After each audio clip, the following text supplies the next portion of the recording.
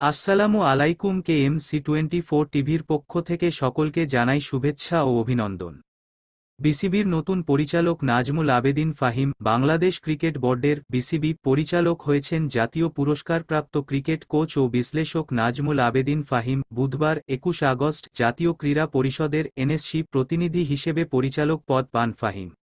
দেশের ক্রিকেটের চেনা মুখ নাজমুল আবেদীন ক্রিকেট কোচ ও বিশ্লেষক হিসেবে খ্যাতি রয়েছে তার। হাত ধরে উঠে এসেছেন অসংখ্য ক্রিকেটার। অন্তর্বর্তী সরকার দায়িত্ব গ্রহণের পর তিনি সোচ্চার হয়েছিলেন বিসিবিতে সংস্কার প্রসঙ্গে। এবার দায়িত্ব পেলেন ক্রিকেটের উচ্চ পর্যায়ে।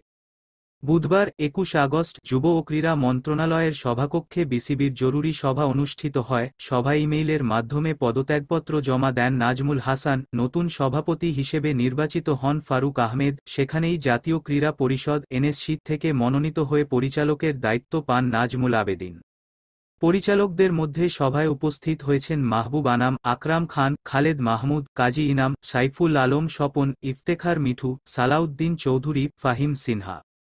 এদিকে বিসিবি সভাপতি হওয়া ফারুক আহমেদও এনএসসির প্রতিনিধি হিসেবে পরিচালক পদ পান। ফারুক ফাহিমের জন্য পদ ছাড়তে হয়েছে জালাল ইউনুস সাজ্জাদুল আলম ববিকে। জালাল পদত্যাগ করলেও ববি ছেড়ে দেন এনএসসির উপর, তাকে অব্যাহতি দেয়া হয়। সকল প্রকার আপডেট, সংবাদ, ফানি, বিনোদন ও সামাজিক ভিডিও দেখতে আমাদের চ্যানেল KMC24 টিভি সাবস্ক্রাইব করুন। ধন্যবাদ।